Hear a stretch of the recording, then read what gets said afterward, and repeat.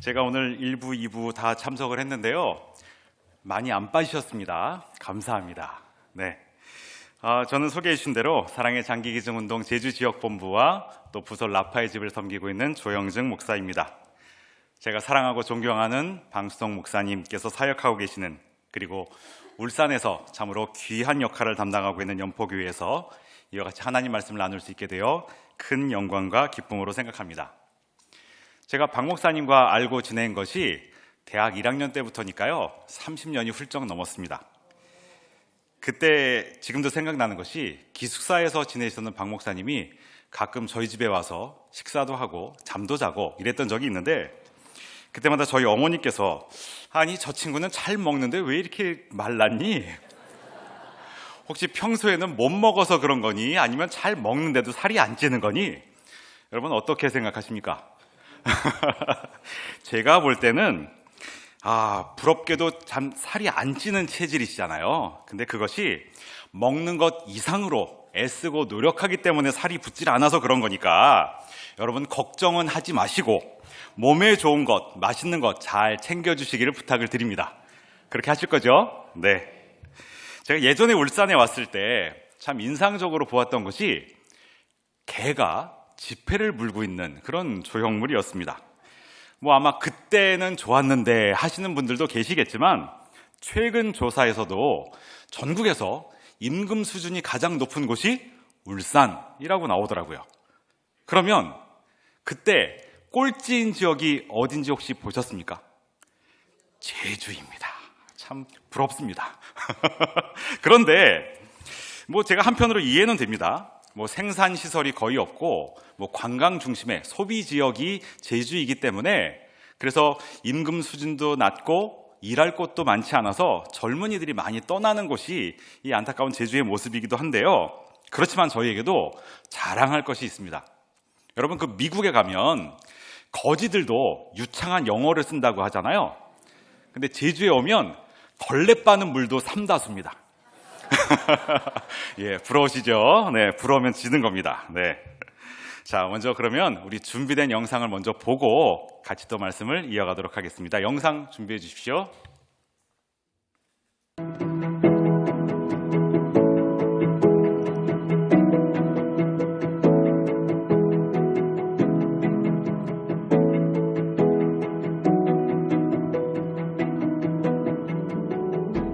동전 모아놓은 걸로 고기를 사 먹고 그럴 정도로 어려웠는데도 저희는 한 끼 굶는다고 아프거나 그러지 않으니까 더 어려운 사람들 도와줘야 된다.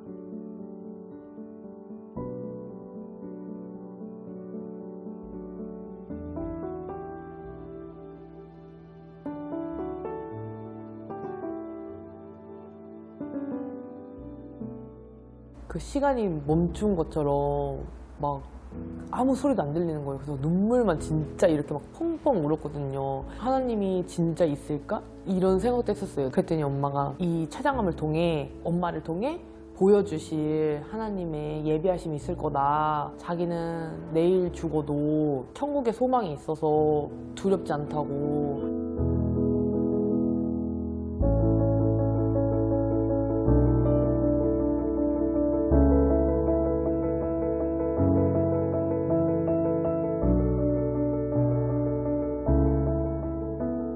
누군가에게 생명이라도 주어야 된다. 나를 통해 누군가라도 이렇게 새로운 세상을 볼 수 있고, 내 눈을 통해 교회를 가서 정말 하나님 만나고 그렇게 됐으면 좋겠다. 그 말씀 진짜 끝까지 의식 잃기 전에도 강조하셨어요. 숨을 거두는데도 너무 평안한 거예요.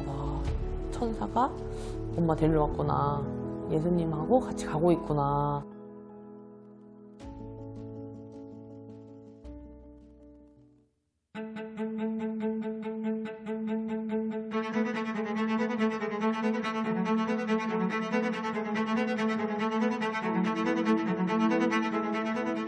그때가 17살 때인데 눈꺼풀이 그 각막을 깎아내게 되어서 시력을 상실하게 되는 병이라고 의사 선생님께서 설명을 해주셨고, 각막을 줄 사람도 나에겐 없고 이 수술을 준 사람이 있다고 하더라도 할 수 있는 돈도 크게 내가 만들 수 있는 우리 집의 여건이 될까, 이런 나한테 너무 괴롭지만 그래도 그 안에서 하나님 뜻 찾게 해주세요, 이렇게 기도를 했었던 건 기억이 나요.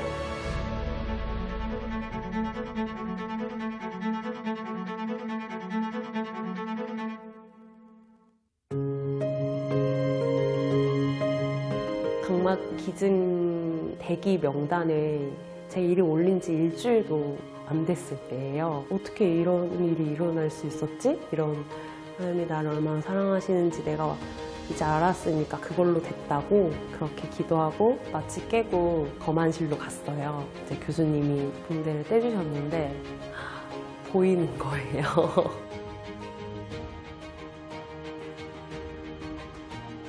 성적이 많이 올라서 상위권으로 졸업하고 장학금 받고 국립대로 갈 수 있게 되고 하나님께 감사하는 마음을 항상 가질 수 있는 신앙인이 된 것 같아요.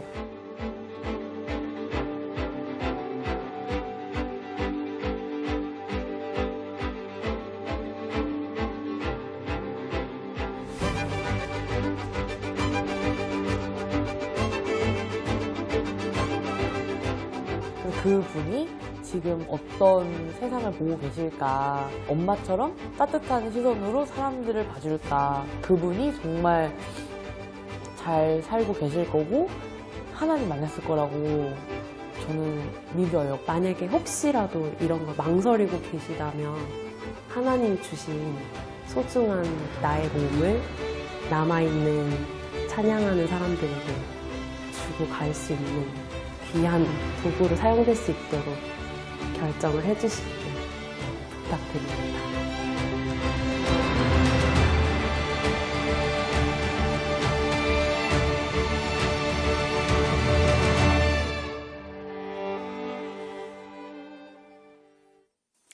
네, 지금 보신 영상은 두 지원 씨 이야기라는 제목의 영상이었습니다. 각막 기증인 고 이숙경 집사님의 딸 임지원 씨, 그리고 각막을 이식받아 새로운 삶을 살게 된 서지원 씨, 이 두 지원 씨의 우연이라고 하기엔 너무나 귀한 만남 그리고 인연을 영상으로 담아봤습니다. 제가 열심히 전파하고 있는 표현이 있거든요. 뭐라고 있는지 한번 자막 한번 볼까요? 스치면 인연, 스며들면 사랑이라고 하는 말입니다. 제가 제주에 내려가서 스치면 인연, 스며들면 그 다음에 스며들면 사랑, 이렇게 이제 제목이 되어 있는데요. 제주에 내려가서 사역한 지 이제 3년 차가 되었습니다. 사실 낯설고 척박한 땅, 아무 연고도 없는 곳에 제가 아들과 딸, 장인 장모까지 6식구가 내려가서 지내고 있는데요. 이 모든 것이 하나님의 은혜라고 고백할 수밖에 없습니다. 특별히 우리 박 목사님을 비롯해서 많은 목사님들의 도움과 교회의 협조가 있었습니다. 물론 저희 사역이 이 한국 교회와 또 이 나라에 꼭 필요한 일이라고 하는 공감대가 있기 때문에 그러리라 생각이 듭니다. 간절히 바라기는 오늘 이 자리가 그저 스치는 인연으로 끝나는 것이 아니라 서로 이해하고 응원하고 격려하고 그리고 협력하고 기도하는 가운데 아름답고 풍성한 열매 맺는 시간이 될 수 있기를 축복합니다. 여러분, 소랑햄스다. 제주어로 사랑합니다 라는 말입니다. 하나님께서 지으신 최고의 피조물 우리 인간의 몸은 너무나 신비합니다. 그래서 과학과 의술이 발달한 오늘날에도 스스로 해결할 수 없는 부분이 참 많이 있습니다. 사고나 질병으로 피가 부족하게 되면 누군가 헌혈한 것으로 생명을 연증할 수 있고, 몸 안에 있는 장기들도 기능을 발휘하지 못하게 되면 다른 사람이 기증한 장기를 이식받아 새로운 삶을 살아갈 수 있습니다. 이것이 무슨 의미일까요?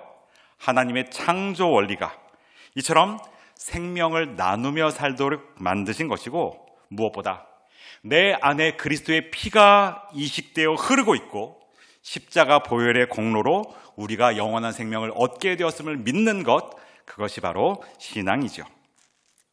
요즘 젊은 세대를 가리켜서 연애도 결혼도, 출산도, 양육도 여러 가지를 포기한 세대다, 이런 안타까운 이야기들을 많이 하게 되는데 한편으로는 이해가 됩니다. 바쁘고 분주하게 살아도 그 열매와 결과가 만족스럽지 못한 경우를 많이 볼 수가 있기 때문이죠.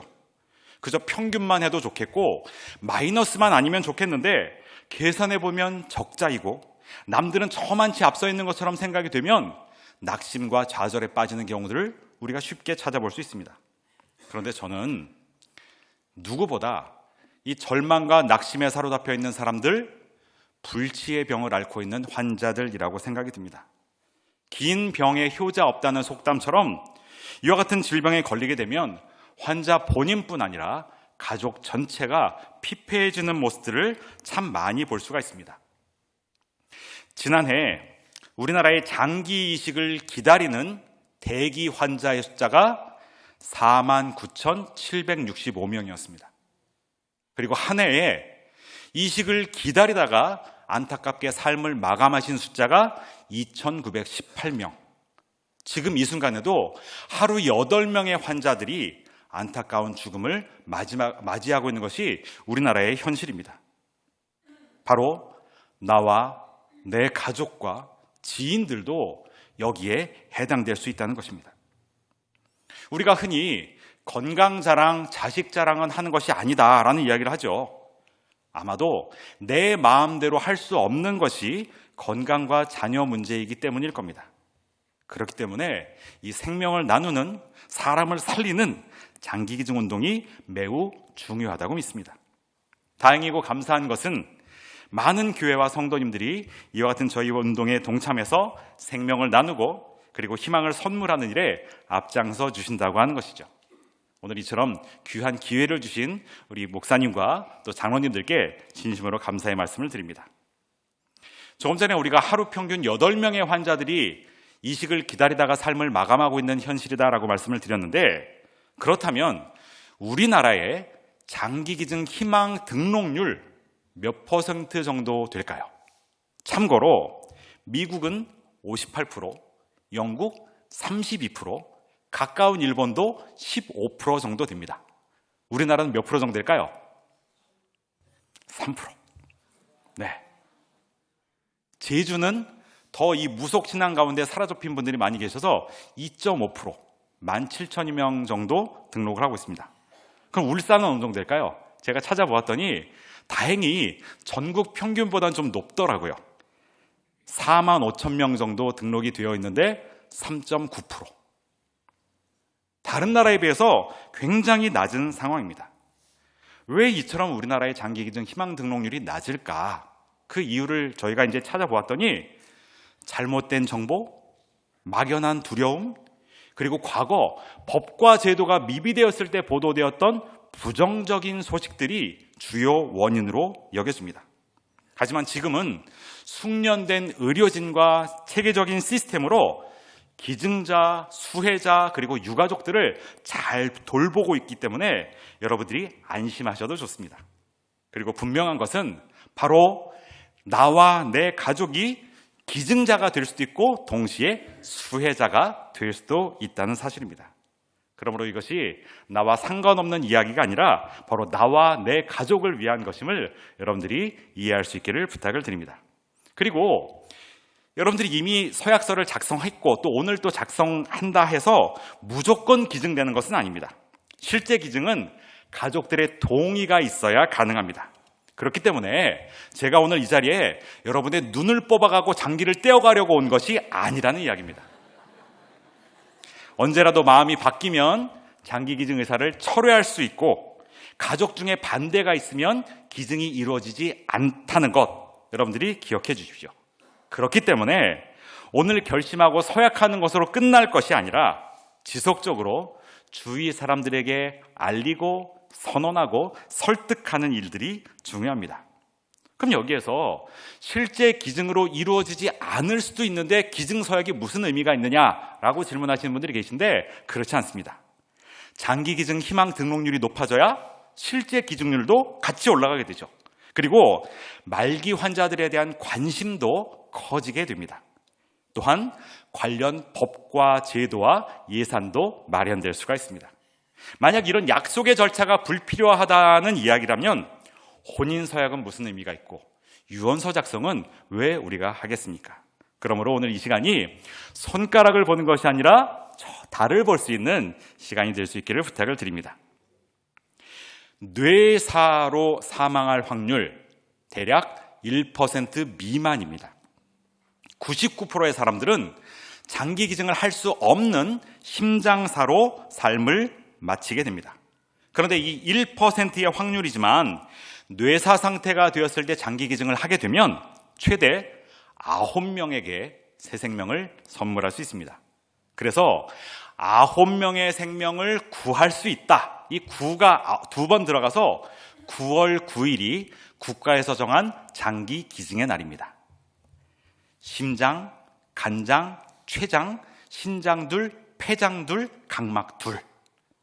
이때 본인이 뇌사 장기 기증 등록 서약을 했고 가족들의 동의가 이루어지면 장기 이식 외에는 희망이 없는 말기 환자들의 생명을 살릴 수가 있는 겁니다.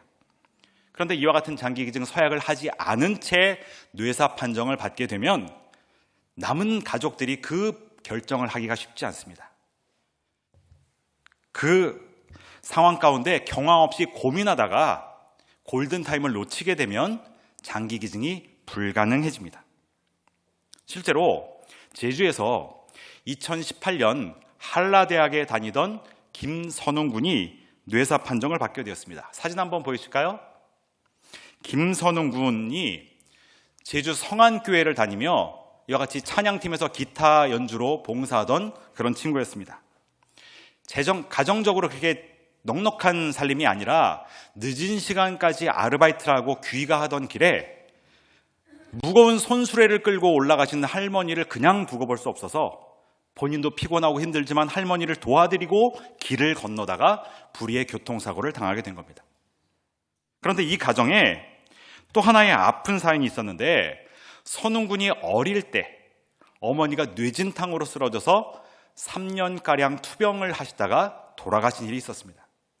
그런 과정을 겪었던 이 온 가족이 오늘과 같은 생명 나눔 예배를 통해서 장기 기증 희망 등록 서약을 했고 이와 같은 안타까운 일이 벌어지자 경황이 없고 슬프고 황망하지만 신속한 결정으로 7명의 말기 환자들에게 장기를 기증할 수 있었습니다. 선웅 군의 아버지 김형보님을 제가 그동안 몇 차례 뵈었는데요. 제가 일하는 이 라파의 집에 가끔 다녀가신다라고 말씀을 하시더라고요.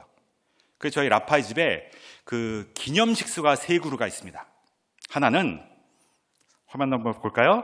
권투 경기 중에 아마 기억하시는 분들 계실 겁니다. 권투 경기 중에 뇌에 충격을 받아서 뇌진탕으로 뇌사 판정을 받고 사망하게 된 최요삼 선수를 기리는 나무가 하나 있고요. 그리고 또 하나의 나무는 제주 소녀인데 2016년 이모네 집에서 유학 생활을 하는 중에 학교 가는 길에 사촌 언니가 운전하는 차를 타고 학교를 가다가 교통사고를 당하게 됩니다. 그래서 이때 미국, 캐나다, 멕시코에 있는 사람 7명에게 장기 기증을 하고 조직 기증, 혈관, 피부, 연골 이와 같은 모든 것들까지 해서 27명에게 장기 기증을 하고 떠난 김유나 양을 기리는 나무가 있고요. 그리고 또 하나의 나무가 바로 선웅군을 기리는 나무입니다. 요거는 이제 그 유나 양의 장기를 이식받은 미국 소녀가 우리나라에 와서 그 유나 양 부모님과 함께 저희 라파의 집에 와서 기념사진을 찍은 거고요. 그 뒤에 사진이 바로 선웅군을 기리는 나무, 그 아버지께서 이와 같이 묘비를 쓰다듬고 있는 그런 모습들을 보게 됩니다. 바로 이곳에 조용히 다녀간다고 하시면서 선웅이의 장기를 이식받은 사람이 새로운 삶을 살 수 있게 되어서 너무나 다행이고 감사하다 하는 이야기를 하십니다. 여러분, 여기서 제가 한 가지 좀 설명드릴 것이 있는데요. 뇌사와 식물인간의 차이입니다. 이 둘은 비슷한 것 같지만 전혀 다릅니다. 식물인간은 스스로 호흡과 소화가 가능합니다. 그런데 뇌사는 대뇌, 소뇌, 뇌간 이 모든 기능이 정지가 되어서 스스로 소화와 호흡이 불가능할 뿐 아니라 아무리 의료장치를 부착하고 연명치료를 해도 길게는 2주 이내에 모든 장기의 기능이 멈춰지게 되는 그 기능 상태를 말합니다.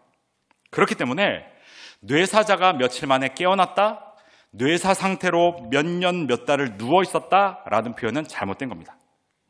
뇌사 판정위원회의 만장일치로 뇌사 결정이 이루어지거든요. 여기에는 반드시 신경외과 전문의를 비롯한 의료진 2명 이상, 그리고 법조인, 종교인으로 더해서 4명에서 6명으로 그 위원회가 구성이 됩니다. 그런데 이 중에 한 명이라도 반대 또는 유보의 의견을 밝히게 되면 뇌사 판정이 이루어질 수가 없습니다. 그렇기 때문에 뇌사 판정이 잘못될 가능성은 거의 없다고 보셔도 됩니다. 뇌사 장기 기증 서약, 참으로 위대한 사랑의 약속이다, 이렇게 말씀드릴 수 있습니다. 그러면 뇌사가 아닌 99%의 사망자는 기증할 것이 아무것도 없느냐? 한 가지 있습니다. 유일한 한 가지. 그게 뭘까요? 아까 우리가 영상에서도 보았던 내용인데요. 네, 각막입니다. 그 뒤에 화면 각막 하면 볼까요? 눈동자 앞에 있는 얇고 투명한 막을 가지고 있습니다. 저희 단체가 1991년도에 설립자 박진탁 목사님께서 본인의 신장 하나를 생면부지의 사람에게 떼어주고 만들어진 단체거든요. 그때 초대 이사장으로 참여해 주신 분이 김준곤 목사님이셨습니다. 한국대학생선교회 CCC를 만드신 분이시죠. 이때 93년도 CCC 여름수련회를 통해서 1,500여 명의 사람들이 장기기증 서약, 각막기증 서약을 했습니다. 그리고 김준곤 목사님께서도 솔선수범을 하셨고요. 그러다가 2009년 84세를 일기로 소천하시면서 유언대로 각막기증을 실천하셨습니다. 그리고 같은 해 천주교 김수환 추기경님께서도 86세에 각막기증을 하셨습니다. 2021년에는 천주교 정진석 추기경님이 90세에 돌아가시면서 각막기증을 했습니다. 이와 같이 각막기증은 연세가 높아도 시력이 좋지 않아도 전염성 질병으로 돌아가시지만 않으면 누구나 기증할 수 있습니다. 사후 12시간 이내에 각막만 떼어내면 모든 절차가 끝나기 때문에 시신에도 손상이 거의 없고 장례 절차에도 전혀 문제가 없습니다. 그런데 이것을 이식받는 사람은 이전과는 다른 놀랍고 새로운 세상이 펼쳐지게 되는 것이죠. 아까 영상에서도 보셨지만 저희 단체의 활동에 열심히 협력해서 참여하고 있는 서지원 양이 있습니다. 이 친구가 개척교회에서 어렵게 목회하시던 목사님의 6남매 중에 첫째입니다. 한번 사진 한번 볼까요? 서지원 양이 있는데요. 중학교 3학년 때 각막 질환으로 진료를 받아야 되지만 계속 시력이 나빠지고 있었지만 어려운 가정 형편상 적극적인 치료를 하지 못하고 있다가 결국 각막 이식을 받아야만 하는 상황이 되었습니다. 그런데 사실 이 친구의 이야기를 들어보니까 각막 기증 신청을 머뭇거렸답니다. 왜냐하면 누군가의 죽음이 있어야 그것을 내가 받을 수 있다는 것 때문에 좀 마음이 꺼려졌다 그래요.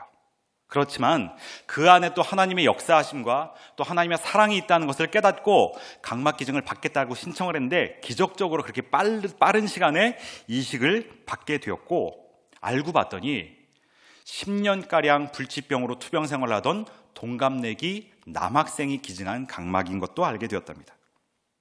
각막 이식을 받고 나서 그녀의 인생은 완전히 달라졌습니다. 고등학교 1학년 때 전교 380명 중에 321등이었답니다. 뭐 그렇게 좋은 성적이 아니죠. 그런데 고등학교 3학년 졸업할 때는 전교 8등으로 졸업을 하게 되고, 그래서 그 공무원 시험에 합격해서 공무원으로 일을 하다가 지금은 창원에서 문화기획사를 창업한 청년 CEO로 일하고 있는 모습을 보았습니다. 제가 지난 6월에도 이 뇌사 장기 기증자 가족들의 사진전에서 이 친구를 만나서 이야기를 나눴는데 자기를 소개하기를 13살 지원입니다 이렇게 얘기를 하더라고요. 왜 그럴까요? 이식 수술 받은 날을 제2의 단생일로, 제2의 생일로 지키고 있기 때문에 그 후로부터의 인생은 덤이고 선물이다. 이런 고백을 하고 있는 겁니다. 그러면서 이식을 받고 난 이후에 자신은 그 받은 사랑에 대해 감사하고 또 용기와 책임감을 가지고 열심히 남을 섬기고 베풀면서 살아가겠노라 하는 이야기를 들을 수 있었습니다. 여러분 이 찬양 아실 겁니다. 모든 것이 은혜, 은혜, 은혜, 한없는 은혜. 내 삶에 당연한 것 하나도 없었고 모든 것이 하나님의 은혜였다. 그런데 우리가 이 노래를, 이 찬양을 부르면서 이것이 나의 고백이고 간증이다, 그런 마음을 갖고 부르고 계십니까? 오늘 나에게 주어진 시간과 건강과 물질과 모든 것들이 덤이고 선물이고 은혜다라고 고백하고 간증한다면 그 베풀어 주신 사랑을 세상을 향해 이웃에게 행함과 진실함으로 나누는 것 당연한 일 아닐까요? 그것을 애타게 기다리고 있는 사람들이 있고 또 우리 주위에도 나도 역시 그 예외가 될 수 없는 상황 가운데 말이죠. 현재 우리나라는 각막 이식이 필요로 하는 사람에 비해서 기증자가 너무나 부족하기 때문에 몇 년을 기다려도 이식받기 어려운 경우도 많고 위험을 무릅쓰고 해외에 나가서 비싼 가격에 주고 안전성이 보장되지 않은 상태의 각막을 이식받고 오는 경우도 많이 볼 수가 있습니다. 정말로 안타까운 일이 아닐 수 없죠. 제가 여러분께 한번 더 질문 한번 드려볼까요? 성경에서 최초로 장기 기증을 실천한 인물 누구인 것 같습니까? 아담. 네, 자신의 갈비뼈를 뽑아서 하와를 만드는데 창조가 되었죠. 네, 그러면 헌혈을 통해 생명을 살리신 분 누구실까요? 예수님입니다. 십자가에서 흘리신 보혈의 공로로 우리가 나음을 얻었고 영원한 생명을 얻게 되었습니다. 그렇기 때문에 헌혈이 건강한 대한민국 국민의 필수 사항이라면 각막기증은 건강한 크리스천이라면 누구나 참여해야 할 의무사항이라고 저는 믿습니다. 다른 건 몰라도 오늘 이 시간 여러분 각막기증은 신청할 수 있기를 부탁을 드립니다.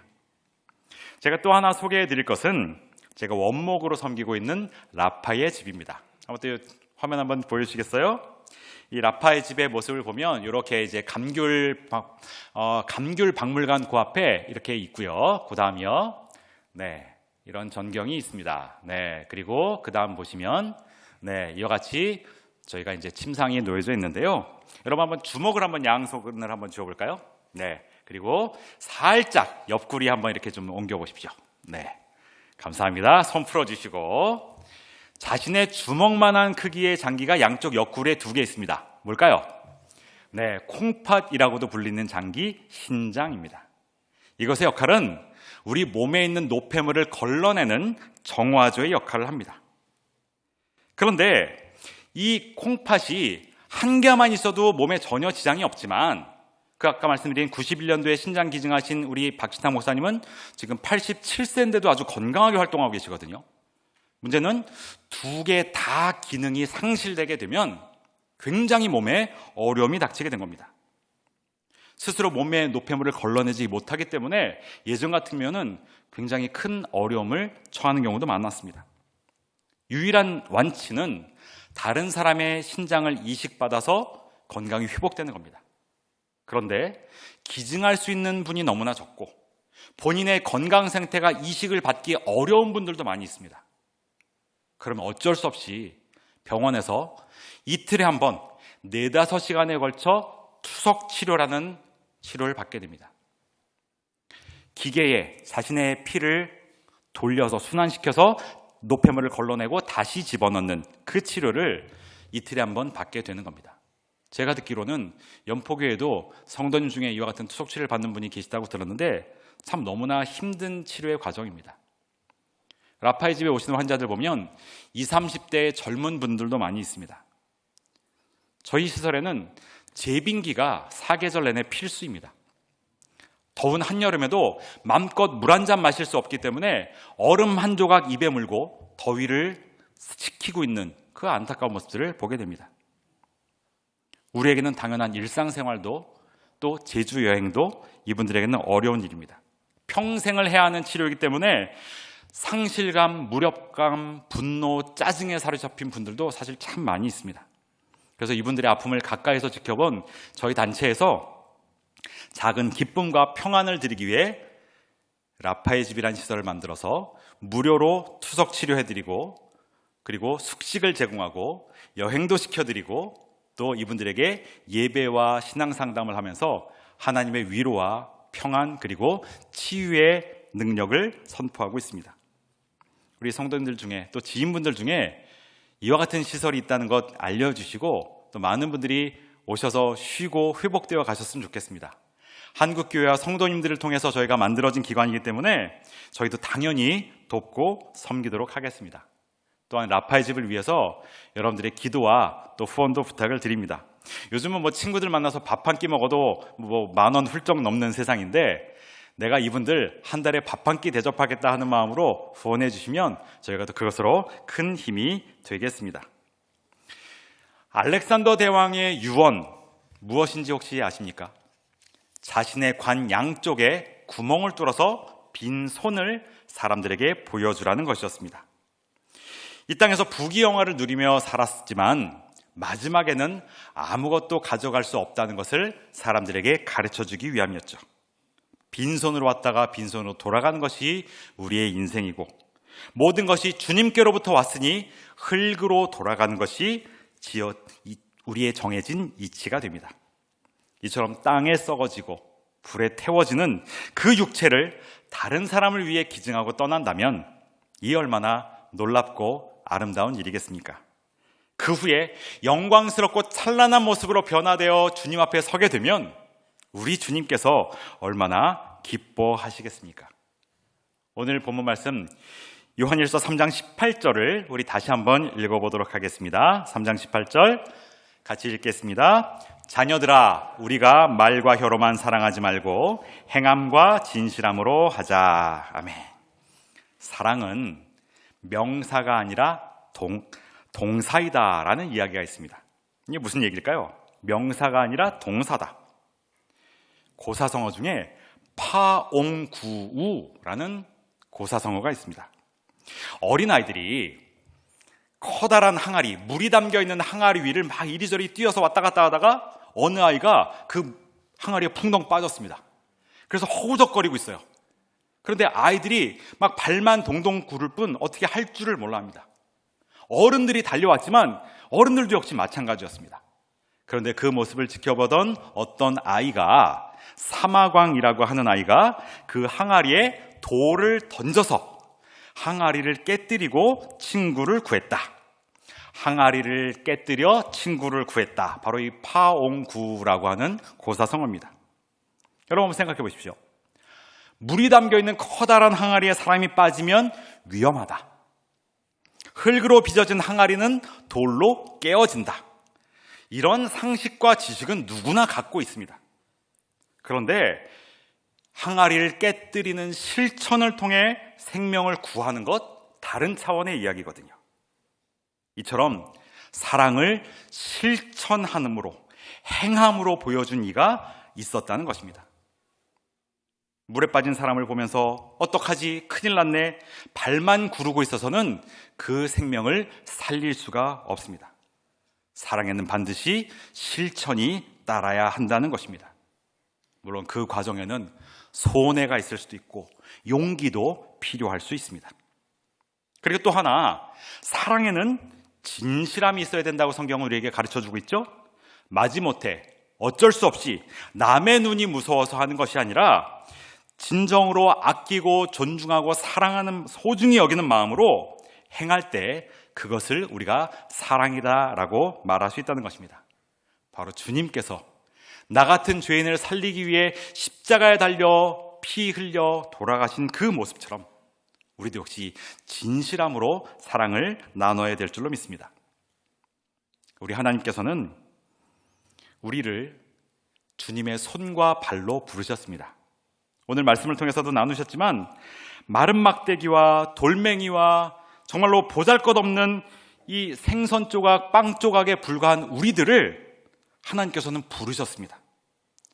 그 이유가 무엇일까요?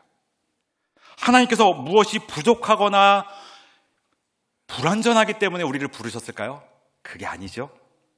하나님께서 우리를 사용하시고 우리를 부르시는 이유는 한 가지입니다. 바로 그것이 우리가 하나님과 동역하는 기쁨을 맛볼 수 있도록 하기 위함이십니다. 하나님과 함께 일할 때 우리는 기쁨을 맛볼 수가 있습니다. 감사와 행복을 맛볼 수가 있는 것입니다. 그렇기 때문에 내가 능력이 뛰어나고 잘나서가 아니라 부족하고 연약하지만 하나님과 동행하는, 하나님과 동역하는 저와 여러분 될 수 있기를 부탁을 드립니다. 말과 혀로만 사랑하지 말고 행함과 진실함으로 그리하라는 말씀을 마음에 새겨서 아름답고 향기로운 인생으로 사람들에게 기억되고 하늘의 미랄이 되어 땅에 썩어지고 그것으로 풍성한 열매를 맺는 저와 여러분 될 수 있기를 주님의 이름으로 축복합니다. 여러분, 주보에 넣어드린 우리 장기기증 희망 서약서를 한번 좀 펼쳐보시기를 부탁을 드립니다. 네, 이미 그 내용들을 보신 분들 또 예전에 작성하신 분들도 많이 계실 텐데 이렇게 한번 하십시오. 요 절반을 잘라서 요 두면은 설명이 되어 있는 거니까 여러분들이 가지고 계시면 되고요. 요 나머지 절반에 여러분들이 서약을 해주시면 됩니다. 혹시 볼펜이나 엽서 필요하신 분은 손을 들어주시면 저희가 뒤에서 좀 전달을 하도록 하겠습니다. 네, 예전에 이미 작성하신 분들도 오늘 간략하게 성함이랑 주민번호만이라도 적어주시면 저희가 오늘 등록하신 분들 명단을 정리해서 교회로 전달을 하도록 하겠습니다. 이것이 중요한 이유는 실제 기증이 이루어질 상황에 가족과 교회와 저희 단체가 서로 협력을 원활하게 해야 이것이 잘 이루어질 수 있기 때문에 그렇습니다. 네, 그래서 여러분 그 내용을 보시고 마음의 감동과 성령이 인도하신 대로 인적사항 먼저 적으시고 각막기증, 뇌사장기기증, 조직기증 이와 같은 내용들을 표시해 주시면 되겠습니다. 16세 이상 되시는 분들은 보호자 동의는 필요가 없습니다. 16세 이상 되는 분들은 본인의 의사만으로 기증이 가능하니까 그래서 요즘은 고등학생들부터 이 장기기증 희망 등록이 가능합니다. 네, 그것을 적으시면 되겠고 요것을 나가실 때 제출하시는 분들에게는 요 두 가지를 드립니다. 하나는 차량의 뒷유리에 부착해서 장기기증 의사를 표현하는 그런 스티커가 되고요. 그리고 요거 플라스틱으로 된 것은 요 뒷면의 내용을 적어서 소지하고 다니면 내가 이러한 것들을 기증 등록했다라는 것들을 보여주게 되고 요 위에 있는 스티커는 떼어서 신분증에 옮겨 붙일 수가 있고 그리고 등록서를 쓰실 때 면허증에 나는 표시하기를 원한다 체크하시면 면허증이 갱신될 때 그 내용이 찍혀서 나오게 됩니다.